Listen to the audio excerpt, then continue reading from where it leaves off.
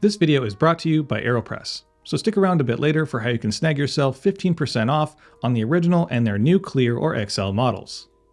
Over the last few years, I've had a lot of requests for reviews on the Profitec line of machines, so today, as you can see, the wait is over, and I'm starting with one of the most popular in the line, the Pro 600, which lands towards the top tier of their Pro line of machines, with only the 700 and 800 above it. And this of course means it's pretty well spec'd out with features like dual stainless steel boilers, PID temperature control, a vibration pump, full metal construction, and an E61 group with an option for flow control. So considering what it brings to the table and Profitec's 30-year legacy of building machines, its $2,400 price point seems pretty reasonable in the world of prosumer home espresso. But at this point, I'm only just spitting out spec sheet highlights, and as we all know, there's a lot more to a machine than that. So in today's video, we're going to dig into the Profitec Pro 600 features, its usability, performance, and of course, its downsides. But as always, in the spirit of full disclosure, the folks at Clive Coffee sent me the Pro 600 for a review, and of course agreed to my terms of no access to my draft or the content of this video prior to full public release. So with that out of the way, we're going to dive right into it after a quick word from this video's sponsor, Aeropress. For those unfamiliar, the Aeropress is one of, if not the most recognizable and versatile brewing platforms in the world. I mean, you can do it iced, you can do it hot, you can brew coffee or tea, you're really only limited by your imagination and ingenuity. The Aeropress was not only one of my earliest coffee purchases, but it's also one of my most recommended brewers for coffee lovers of all skill levels, because of its ease of use, its tasty coffee, and of course, its affordability. And today they're only getting more affordable, because the folks over at Aeropress are offering 15% off the original and their brand new designs, the Clear and the XL models, when you use code Sprometheus at checkout. So if you haven't yet added one of these to your collection, or looking for a great gift for the holidays as they're fast approaching, this is your sign to pick one up today. Thanks to Aeropress for sponsoring this video. Now let's get back into it. When it comes to E61 machines, if you're familiar with one of them, you're likely familiar with most, if not all of them, at least in terms of their basic functionality. But the Pro 600, even though it's not designed to be innovative, instead it really seems to focus down on doing the basics well, and using quality materials to stand out in the crowd. For example, because it's designed to work in any home, it purely uses the internal water tank, which is a respectable 3 liters, so in most households you won't need to refill it all that often. The water itself is split between 2 stainless steel boilers, a 1 liter steam and a 3/4 liter brew, and their size really helps get the machine up and running in about 15 minutes. And a bit less if you're looking to make only shots, because yes, you can switch off the steam boiler and save yourself the power and the additional heat if you're looking for just espresso. Also on the main LCD screen, you can adjust your boiler temperatures, your eco mode settings, and your cleaning reminder, but that's pretty much it. It's really simple in terms of its electronic assists. As always with E61 machines, you've got your hot water and steam taps on either side of the group, but this 600 is the updated version featuring joystick valves instead of the original rotary, which I'll cover the use of in the next section. But I think the main reason for this from an engineering perspective is they require less maintenance because you can't over-tighten them. And finally, of course, you've got the centerpiece, which is an E61 group in all of its classic glory. And with the group comes 58mm portafilters and its unique lever control, which on this machine engages a vibration pump that produces your brew pressure. Conveniently, you can also adjust the peak pressure using the overpressure valve screw located just behind the drip tray.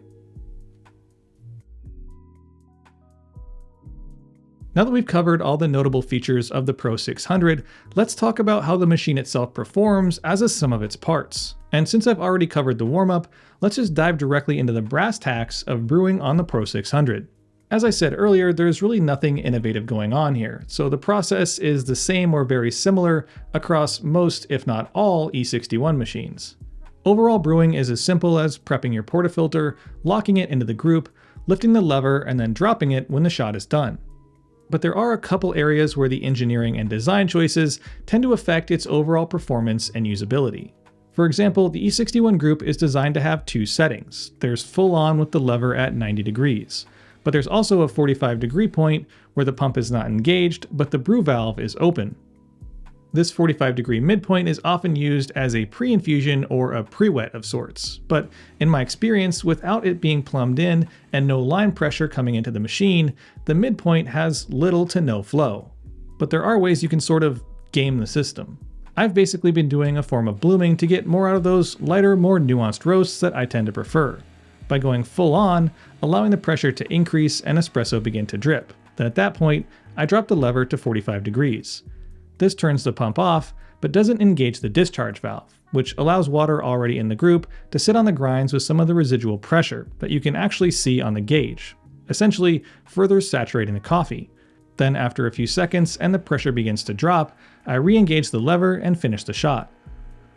Of course, oftentimes this can lead to not being the prettiest of shots because the puck itself has already degraded some, and it can lead to a quicker flow rate, but it does produce a more well extracted, and in most cases, at least more importantly, a more tasty shot.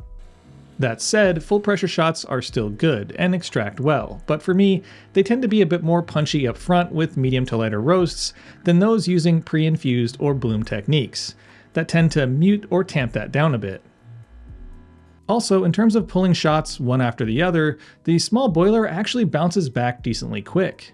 Even after pulling a longer ratio 1:3 shot, the PID shows a drop of about 3 or 4 degrees, and it takes about 30 to 40 seconds to rebound.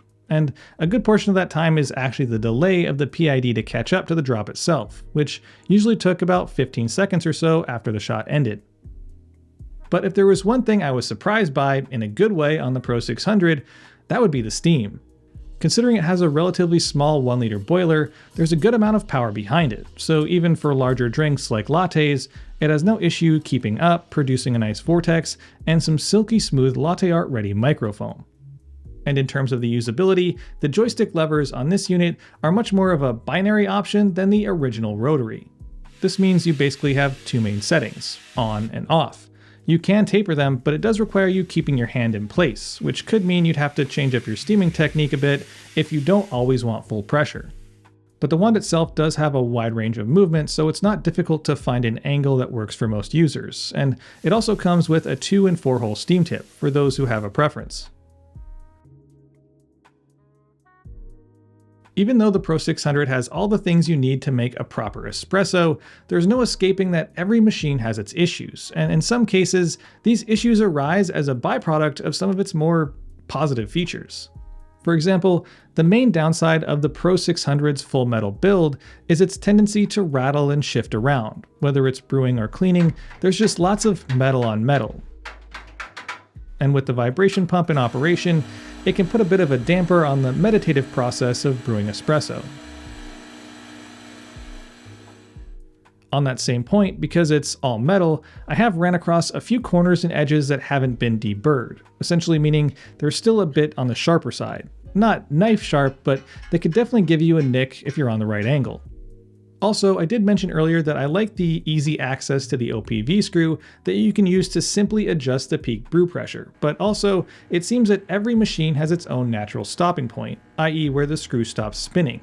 For instance, mine stops around 8 bars, and this holds you back from being able to really explore lower pressures, at least if you haven't already installed or didn't opt for the flow control kit.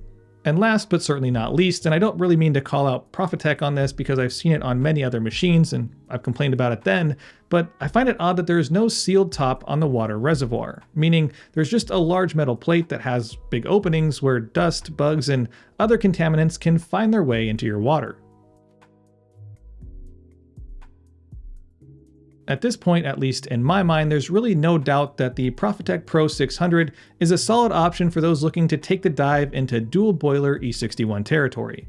And it's clear to me that it isn't here to break the mold. It's simple, but it's simple in the best possible ways, and it shines at creating a compact, clean, and effective espresso making platform for any home. I mean, it's plenty capable across a spectrum of both espresso and steam, providing consistent and stable performance in both, and the body and overall build feel very sturdy, and really, none of this should be surprising at all once you find out it's a sister company to ECM. So outside of a few sharp edges, a bit of vibration, and the occasional bug in the water tank, I'd say it's a good choice for those looking for a semi-auto machine that has the basics down pat. I mean, it does everything it advertises, and it does those things well. Plus, considering it's an E61, there's a large aftermarket of parts out there and an even larger knowledge base of users around the world that can help you literally around any corner. But with all that said, I think it's time I start wrapping this one up and pass the conversation on to you. What are your thoughts on the Profitec, and what are your thoughts on, more specifically, the 600? And if you have any long-term experience to share, I'd love to hear your thoughts on its reliability, because a few months isn't really long enough for me to get a grasp on that. So drop your answers to those questions and any others you may have in the comment section down below. And as always, I'll see y'all next week. Thanks for watching, and if you enjoyed the video, don't forget to like, share, and subscribe. Hit that little bell button for notifications of new videos posted every Friday. Check out my Instagram at Sprometheus for content throughout the week. Help support the channel by considering becoming a member for exclusive access. And as always, stay caffeinated. Ponyboy